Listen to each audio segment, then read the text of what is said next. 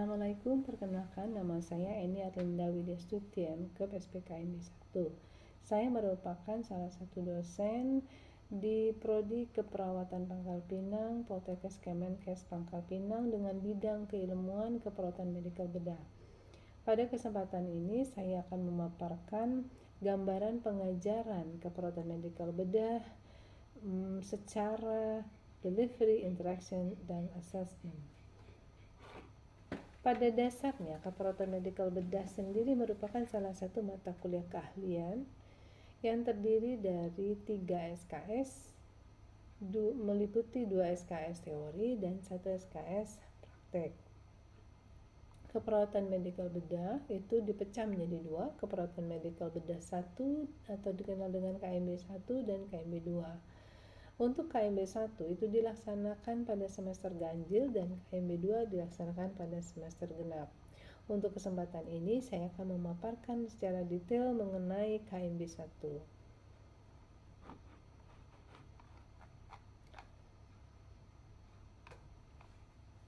Pencapaian mata kuliah KMB 1 meliputi menguasai konsep asuhan keperawatan klien dalam rentang sehat sakit pada berbagai tingkat usia, mampu memberikan asuhan keperawatan pada individu, keluarga, kelompok baik sehat, sakit, dan kegawat daruratan dengan memperhatikan aspek biopsikososial, kultural, dan spiritual yang menjamin keselamatan pasien sesuai standar asuhan keperawatan. Mampu mengelola asuhan keperawatan sesuai kewenangan klinis, menyelesaikan pekerjaan berlingkup luas dengan menganalisis data serta metode yang sesuai dan dipilih dari berbagai ragam metode yang sudah maupun belum baku dengan menganalisis data, menunjukkan kinerja dengan mutu dan kuantitas yang terukur. Untuk deskripsi mata kuliah KMB 1, ini menguraikan tentang konsep dan perspektif keperawatan medikal bedah, peran perawat medikal bedah mengenai program dalam penanggulangan penyakit tropis, program pemerintah dalam penanggulangan penyakit HIV/AIDS, serta penanggulangan masalah kesehatan yang lazim. Program pemerintah yang terjadi pada usia dewasa, baik bersifat akut maupun kronik, yang meliputi gangguan fungsi tubuh dengan berbagai penyebab patologis. Adapun kemampuan diharapkan setelah proses pembelajaran KMB 1 adalah mampu memahami konsep dan perspektif keperawatan medikal bedah, mampu memahami peran perawat medikal bedah dalam kebijakan pelayanan kesehatan, mampu menguasai konsep gangguan kebutuhan keseimbangan suhu tubuh akibat patologis berbagai sistem tubuh, mampu memahami tentang pengelolaan penyakit tropis, mampu memahami tentang pengelolaan penyakit infeksi endemis, mampu memahami pengelolaan penyakit HIV/AIDS, mampu memahami pengelolaan pasien gangguan kebutuhan oksigen patologis sistem pernafasan dan kardiovaskuler, mampu memahami pengelolaan pasien dengan gangguan kebutuhan cairan akibat patologis sistem perkemihan dan metabolik endokrin, mampu memahami pengelolaan pasien gangguan kebutuhan nutrisi akibat patologi sistem pencernaan dan metabolik endokrin, mampu memahami pengelolaan pasien gangguan kebutuhan eliminasi akibat patologi sistem perkemihan dan metabolik. Sedangkan materi pembelajaran KMB 1 itu meliputi konsep dan perspektif keperawatan medikal bedah, peran perawat medikal bedah dalam kebijakan pelayanan nasional, penyakit tropis malaria, DHF, tifoid, filariasis, penyakit infeksi endemis meliputi SARS dan flu burung, penyakit HIV/AIDS, gangguan kebutuhan oksigen patologi sistem pernapasan dan kardiovaskuler, gangguan kebutuhan cairan akibat patologi sistem perkemihan dan metabolik, gangguan kebutuhan nutrisi akibat patologi sistem pencernaan dan metabolik endokrin. Pengajaran mata kuliah KMB 1 itu difasilitasi oleh 2 orang dosen dengan menggunakan beberapa metode selain ceramah seperti diskusi, tanya jawab, studi kasus, dan demonstrasi. Hal ini dilakukan untuk dapat mengoptimalkan pencapaian tujuan pembelajaran serta meminimalkan munculnya kebosanan yang mungkin terjadi selama proses pembelajaran dalam satu semester. Selain itu, mahasiswa dan dosen itu dapat terbentuk suatu atmosfer pembelajaran yang kondusif. Berikut penyampaian sistematika pengajaran yang dilakukan dalam satu semester, meliputi pada pertemuan 1 itu dilakukan penyampaian kontrak pembelajaran di awal serta aturan terkait selama satu semester, lalu diikuti dengan penyampaian materi mengenai perspektif mata kuliah keperawatan medikal bedah serta tren dan isu terkini mengenai keperawatan medikal bedah. Pertemuan kedua itu dilanjutkan dengan membahas mengenai konsep penyakit infeksi tropis. Pertemuan ketiga membahas mengenai konsep penyakit infeksi endemis meliputi SARS dan flu burung. Pertemuan keempat membahas mengenai menggambarkan konsep penyakit HIV/AIDS. Pertemuan kelima membahas mengenai konsep gangguan kebutuhan oksigen patologis sistem pernapasan meliputi TBC, ISPA, asma, COPD, dan ARDS. Pertemuan keenam membahas mengenai konsep gangguan kebutuhan oksigen patologis sistem kardiovaskuler. Pertemuan ketujuh ini merupakan penilaian tengah semester atau yang dikenal dengan UTS. Untuk pertemuan ke-8 membahas mengenai konsep gangguan kebutuhan cairan patologis sistem perkemihan. Pertemuan ke-9 membahas mengenai konsep gangguan kebutuhan nutrisi patologis sistem pencernaan. Pertemuan ke-10 mengenai konsep gangguan kebutuhan nutrisi. Untuk pertemuan ke-8 membahas mengenai konsep gangguan kebutuhan cairan patologis sistem perkemihan. Pertemuan ke-9 membahas mengenai konsep gangguan kebutuhan nutrisi patologis sistem pencernaan. Pertemuan ke-10 mengenai konsep gangguan kebutuhan nutrisi patologis sistem pencernaan. Ini tentunya dengan subtopik yang berbeda. Untuk pertemuan ke-11 mengenai konsep gangguan kebutuhan nutrisi patologis sistem metabol endokrin, spesifiknya diabetes mellitus. Kemudian pertemuan ke-12 mengenai konsep gangguan kebutuhan eliminasi patologis sistem pencernaan dan perkemihan dengan subtopik yang konstipasi dan inkontinensia. Pertemuan ke-13 membahas mengenai konsep gangguan kebutuhan eliminasi patologis sistem pencernaan dan perkemihan seperti hipertrofi prostat, batu ginjal. Kemudian pada pertemuan ke-14 mengenai konsep gangguan kebutuhan eliminasi patologis sistem pencernaan dan perkemihan meliputi CA ginjal, gagal ginjal, dan batu ginjal. Untuk pertemuan ke-15 membahas konsep gangguan kebutuhan eliminasi patologis sistem pencernaan yaitu CA kolon. Untuk pertemuan ke-16 ini merupakan penilaian akhir semester. Adapun pengajar di pertemuan atau pertemuan selama satu semester itu dilakukan secara bergantian dengan tim. Sedangkan untuk penilaian dilakukan dengan UTS dengan presentasinya sampai 30%, UAS 40%, penugasan 20%, dan kuis sebesar 10%. Baiklah, selanjutnya saya akan menampilkan proses pengajaran yang saya lakukan pada mata kuliah KMB 1 dengan topik gangguan kebutuhan nutrisi akibat kondisi patologis dan pencernaan secara daring menggunakan aplikasi Zoom. Selamat menyaksikan dan terima kasih. Wabarakatuh. Waalaikumsalam warahmatullahi wabarakatuh. Baik, terima kasih. Kita sudah berusaha sama-sama hadir dengan berbagai kondisi ya saat ini. Kita berupaya untuk memenuhi pertemuan kita sesuai dengan kontrak waktu kita di RPS sama topik yang sudah ditetapkan. Pagi ini sesuai dengan kesepakatannya di RPS kita akan membahas mengenai konsep gangguan kebutuhan nutrisi patologis sistem pencernaan. Yang tadi saya sebutkan bahwa kita akan membahas 4 penyakit besar, tapi yang menjadi penyumbang besar yang akan kita fokuskan adalah bagaimana konsep gangguan kebutuhan nutrisi ini bisa terjadi karena faktor 4 penyakit ini. Karena setiap penyakit ini kurang lebihnya ini akan menggambarkan beberapa kondisi ya bisa perbedaan etiologinya, perbedaan gejalanya, tapi bagaimana menjadi penyebab kondisi patologis terjadi gangguan kebutuhan nutrisi, begitu ya. Mungkin Roda, Sabila Effendi, silakan. Ya, Bu.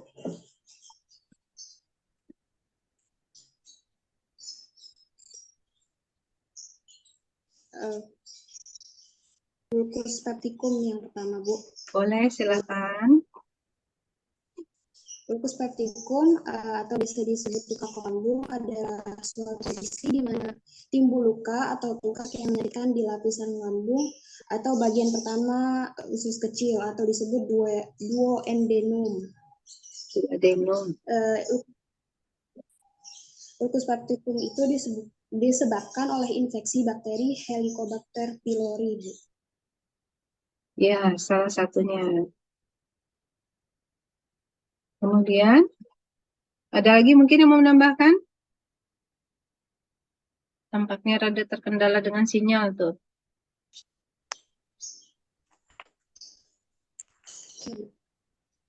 Oke, terima kasih. Ada lagi mau menambahkan?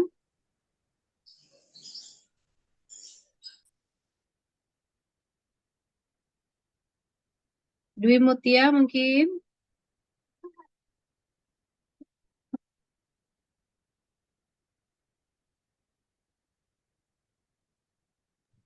Izin, Bu. Iya, boleh. Nadira Sipa Masyura ya? Iya, Bu. Boleh, silakan. Penyakit ulcus pepticum ditandai dengan terhentinya lapisan dalam saluran cerna karena sekresi asam lambung atau pepsin. Ini meluas ke lapisan muscularis propria epitel lambung. Biasanya terjadi di lambung dan duodenum proksimal. Ini mungkin melibatkan esofagus bagian bawah, duodenum distal, atau jejunum. Nyeri epigastrium biasanya terjadi dalam waktu 15-30 menit setelah makan pada penderita tukak lambung. Sebaliknya, nyeri pada duodenum cenderung timbul 2-3 jam setelah makan. Baik, terima kasih Nadira. Ada lagi mungkin yang mau menambahkan? Karena setelah kita memahami satu persatu penyakit ini, tujuan dari pembelajaran kita hari ini adalah mahasiswa itu akhirnya bisa paham bagaimana 4 penyakit tadi yang kita sebutkan itu bisa mengganggu salah satu kebutuhan dasar kita, yaitu kebutuhan nutrisi. Nah, kondisi-kondisi ini kita paham, ini merupakan kondisi patologis yang dapat kita temui sehari-hari. Maaf, tunggu sebentar ya. Anatomi ya, dari lambung manusia. Bagaimana apa yang bagian-bagiannya fundus, kemudian ini antrumnya, ini tergambarkan, ada sphincter pylorinya, nah, ada mukosanya. Mukosa ini bagian dalam dari si lapisan lambung yang langsung bersentuhan dengan makanan. Dan di mukosa ini terdapat beberapa sel epitel yang nanti berkaitan dengan sekresi dari seperti asam lambung, begitu ya, enzim-enzim pencernaan. Lalu ketika seseorang terjadinya peradangan, begitu ya, pada mukosa lambung, maka akan mengganggu beberapa fungsi fisiologis dari lambung. Nah, inilah yang kemudian akan memunculkan beberapa manifestasi klinis.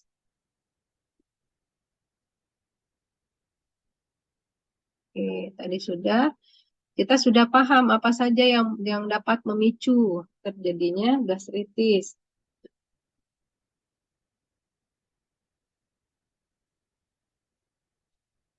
Lalu apa saja yang bisa kita lakukan untuk mencegah? Contohnya begini. Ketika pada kondisi-kondisi tertentu pasien untuk membutuhkan obat NSAID yang dia memang ketergantungan obat itu, maka obat-obat ini akan dilakukan pengontrolan, atau bahkan pada saat pemberian obat ini akan didampingi obat-obat yang bersifatnya antagonis histamin untuk melawan keasaman lambung. Untuk yang orang-orang penggunaan alkohol, ya kalau bisa sedemikian rupa konsumsinya kalau bisa ya memang dihentikan, atau memang kalau dia sudah ketergantungan berat, biasanya mereka harus dikontrol atau dengan jumlah yang sangat terbatas. Kemudian kafein juga sama, ini biasanya hindari. Rokok dan nikotin pastinya kalau misalkan ya masih bisa dihindari atau di stop begitu, alangkah baiknya. Kalau memang sudah menjadi perokok berat, maka ini harus dilakukan berbagai pendekatan ya. Gimana caranya itu bisa dikurangi bahkan untuk bisa dihentikan. Nah ini juga sama nih, mengunyah makanan. Terdengar remeh, receh memang. Mengunyah makanan ternyata punya dampak terhadap munculnya gastritis. Makanya kita dianjurkan untuk mengunyah makanan secara cukup halus gitu. Gimana contoh ya, nggak mungkin sama kan kita mengunyah makanan jenis, contohnya misalkan nasi, sayur begitu ya. Sayur saja dengan karbohidrat pasti ngunyahnya lebih alot yang sayur ya, karena kan sayur itu kan serat ya. Nah, gimana caranya kita mengunyah secara layak sampai teksturnya cukup halus sehingga pada saat sampai mencapai lambung itu tidak menyebabkan kerusakan pada mukosa lambung. Kemudian ada penggunaan obat, misalkan aspirin begitu. Nah ini gimana caranya aspirin yang kita konsumsi itu ketika kita berkonsultasi dengan dokter, kita punya riwayat gastritis, itu biasanya kan diupayakan dengan berlapis zat yang sifatnya itu sitoprotektif. Meskipun zat salutnya itu bisa macam-macam begitu, tapi intinya ketika kita memang harus mengkonsumsi obat-obat yang sifatnya iritasi terhadap lambung, itu akan dilapisi dengan zat-zat sitoprotektif, sehingga pada saat kita berobat itu pasti ditanya oleh dokter kan, punya riwayat sakit apa sebelumnya. Salah satunya adalah ini gitu, untuk mencegah hal-hal terjadinya gastritis karena dampak dari pengobatan yang kita jalani. Dan beberapa di antaranya penggunaan obat antagonis histamin gitu untuk melawan keasaman lambung. Kemudian beberapa obat juga digunakan untuk menahan produksi asam lambung. Ini tadi gaster anatominya bisa dilihat ya. Bagian atas ini merupakan esofagusnya. Antara esofagus dengan lambung ini ada namanya seperti katup ya. Nah, kemudian ini yang namanya sphincter kardiak. Ini bagian menonjol di bagian atas ini fundus, kemudian ini bagian badannya. Nah, di dalamnya itu ruge kan, seperti bentuk ruge, ini bergelombang gitu. Kemudian di bagian belakang yang berbatasan dengan usus halus, duodenum, ini bagian antrum. Nah, antara antrum dengan duodenum itu ada sphincter pilorik. Nanti boleh diperhatikan detail karena nanti ada kaitannya. Kenapa nanti ada terjadinya reflux atau alir balik, sehingga nanti yang terjadi adalah contohnya ya pada kasus-kasus GERD, orang pernah dengar kan, mahasiswa pernah dengar ya GERD itu. Kenapa muncul sensasi panas pada kerongkongan begitu? Karena ada alir balik, karena sphincternya itu mengalami gangguan dan sebagainya. Jadi ada kaitannya gitu. Ketika seseorang dengan masalah anatomi dengan dampak penyakit yang muncul. Nah, tadi kalau sudah bicara gastritis akut, ini gastritis kroniknya. Tadi ketika dibahas, Bu, tadi kan kita bicaranya tentang GE. Berarti kalau ada gastritis, berarti adanya enteritis begitu. Kalau gastritis berkaitan dengan infeksi lambung atau iritasi mukosa lambung. Nah, bisa karena infeksi, bisa karena obat-obatan, bisa karena zat korosif, ada kebiasaan merokok, alkohol, dan segala macam. Nah, kalau enteritis itu berkaitan dengan infeksi pada saluran bawah. Nah, makanya enteritis namanya. Gejala yang paling khas adalah tadi apa, Risma? Risma, Ya, Bu. masih dengar saya? Masih, Bu. Ya, yang dirasakan apa gejalanya? Lemas, Bu. Selain lemas? Disertai dengan muntah juga, Bu. Tadi Risma lupa menyampaikan selain BAB yang encer dengan frekuensi yang sering, disertai juga dengan muntah yang terus berulang, sehingga tubuh merasa lemas dan kekurangan cairan. Ya, betul. Makanya tadi satu persatu gastritis and gastroenteritis. Jadi ada gastro, ada juga enteritis. Jadi kalau gastro berarti lambung. Kemudian enteritis berarti bagian bawahnya. Nah, apa yang terjadi? Kenapa bisa muncul diare? Kenapa yuk? Ada yang bisa jawab pertanyaan saya? Mahasiswa? Ada yang, iya siapa? Silakan. Risma, Bu. Ya, Haris. Karena adanya peningkatan sekresi air dan juga elektrolit. Ya, tapi itu sebetulnya masih ada penyebabnya. Kenapa begitu?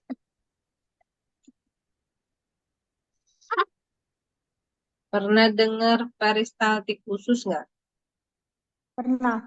Ya, jadi ketika terjadinya infeksi pada saluran pencernaan, itu bisa memicu meningkatnya peristaltik usus. Sehingga apa yang terjadi ketika terjadinya peningkatan peristaltik usus akan menyebabkan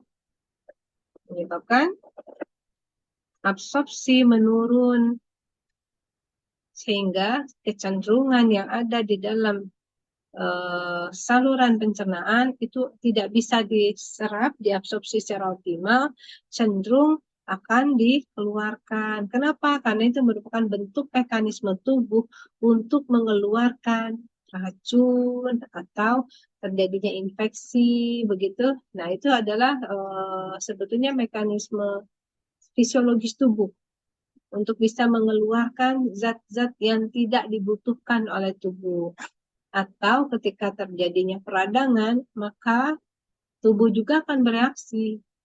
Peristaltiknya akan meningkat. Makanya kalau menggunakan stetoskop, kemudian mendengar bunyi abdomen, itu cenderung lebih rame, bising ususnya lebih meningkat.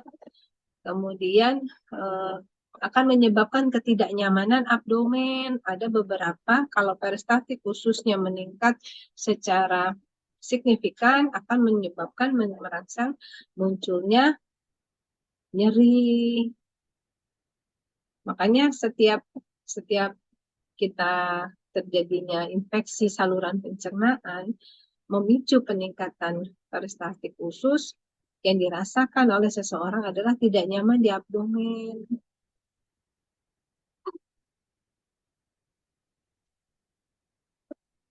Diare. Oke. Ada lagi yang mau didiskusikan? Mungkin mahasiswa ada yang mau ditanyakan sampai sini? Apakah penjelasan saya cukup jelas atau malah tertidur? Jangan-jangan. Izin, Bu. Ya, Izin bertanya. ya. Misalkan kita muntah nih, Bu. Itu kenapa ya, Bu? Misalkan kita muntah, ibaratkan muntahan yang keluar itu langsung refleks keluar, ibaratkan ada seperti pipa langsung mengarahkan untuk keluar. Maksudnya tidak menempel pada gigi-gigi, tapi muntahannya itu langsung dari dalam perut itu langsung keluar saja eh, tanpa nyangkut-nyangkut gitu, Bu. Itu kenapa ya, Bu? Apa karena ada dorongan gas atau gimana, Bu? Terima kasih. Baik. Kenapa ya muntahan itu langsung refleks keluar aja nggak pakai acara apa namanya tuh nyangkut ya di gigi gitu. Emang harapannya ada yang nyangkut gitu, Riz? Enggak, Bu. Cuma kayak agak penasaran Dorong aja kenapa begitu ya? langsung refleks turun keluar gitu, Bu. Ya, ya. Baik, baik. Ketika makanan ataupun bolus yang ada di dalam tubuh kita, itu kan normalnya kan kalau sudah tahap di saluran pencernaan begitu ya, dia akan apa tuh diolah begitu ya, ada yang ketemu enzim pelerainya, kemudian nanti ada yang mengabsorpsinya begitu. Tapi ketika terjadi kondisi patologis, itu kan yang tadi saya cerita, terjadinya peningkatan peristaltik usus. Apa yang terjadi? Di saluran pencernaan itu akan berupaya ibaratnya begini. Kalau misal seperti ada dorongan begitu, karena dia akan berupaya mengeluarkan. Contohnya begini, ketika seseorang mengalami gastroenteritis, rata-rata keluhan itu kan mual, muntah. Jangankan makan dengan lahap, mencium makanan saja kita, padahal itu makanan favorit kita biasanya misalkan ya. Kok pada hari itu karena kondisi sakit itu mendadak menjadi nggak nafsu makan. Apa yang terjadi? Yang terjadi adalah perubahan kondisi penyakit kita yang menyebabkan indera penciuman kita itu ikut terpengaruh. Kemudian peristaltik usus kita yang biasanya tuh kan 5 sampai 35 kali per menit normal ya. Nah, itu bisa mencapai lebih dari itu. Nah, yang terjadi apa? Karena misalkannya ada infeksi di lambung misalkan contohnya, infeksi lambung juga sampai ke saluran bawah, apa yang terjadi di lambung itu sehingga terjadi peningkatan misalkan mukosa, peningkatan HCl, asam lambung. Kemudian apa yang terjadi ketika tingkat keasapan meningkat, mukosa lambung juga mengalami gangguan, pH-nya semakin asam. Belum lagi adanya makanan yang maksudnya tuh tidak terolah dengan baik begitu karena kondisi di lambungnya tidak seperti kondisi yang sehat begitu ya, ada makanan dicerna, ada enzim begitu, kemudian diteruskan didorong masuk ke daerah duodenum untuk bisa diserap begitu. Nanti sisanya didorong lagi ke usus besar sehingga menjadi sisa makanan. Tapi ketika terjadi proses patologis, sehingga itu akan memicu berbagai kondisi, contohnya peningkatan peristaltik. Sehingga apa yang terjadi? Makanan ataupun bolus yang harusnya diolah itu menjadi tidak bisa diserap, tidak bisa dicerna dengan baik, sementara peristaltik ususnya meningkat. Makanya dia akan cenderung terdorong keluar kalau dia masih di daerah saluran makanan atas, lambung ke atas, esofagus begitu, masih bisa didorong. Lalu bagaimana Bu kalau misalkan dia sudah yang di tengah, duodenum begitu. Padahal misalkan di duodenum sendiri misalkan terjadi infeksi Bu. Makanya yang akan dirasakan orang itu adalah ketidaknyamanan di perut, bisa berupa kembung, nyeri, kemudian perut tidak nyaman, begah. Ada yang kalau memang proses infeksi itu kan khas ya, demam begitu. Makanya jangan heran kalau kita muntah itu seperti terdorong langsung keluar. Enggak yang bisa dikumur-kumur dulu kan enggak ya. Karena pada saat kita memuntahkan makanan, itu bukan karena kesadaran kita, karena kondisi di dalam perut kita. Lagi-lagi itu ada kaitannya nanti dengan saraf otonom. Risma, bisa ditangkap jawabannya? Siap, Bu. Bisa, terima kasih, Bu, untuk penjelasannya. Ya. Ada lagi pertanyaan mungkin mahasiswa? Ini terkait dengan gastritis ya, kita menyinggung gastritis akut, gastritis kronis, kemudian tadi GE. GE itu adalah bagaimana terjadinya gastroenteritis, adanya infeksi pada gastro lambung dan saluran pencernaan bawah. Makanya jangan heran gejala atau manifestasi yang muncul itu bisa sampai mual, muntah, di atas keluar, di bawah juga ikut keluar. Kasarnya begitu ya kalau bahasa awamnya. Mual, muntah, kemudian apa namanya tuh diare, bentuknya tuh benar-benar cair begitu. Iya, tadi karena ada proses infeksi, peristaltik usus meningkat karena sebetulnya merupakan mekanisme tubuh untuk mengeluarkan cair, toksin ataupun apa namanya racun begitu ya, zat yang tidak dibutuhkan oleh tubuh. Kemudian karena ada proses peradangan juga sehingga akan memicu peningkatan peristaltik usus.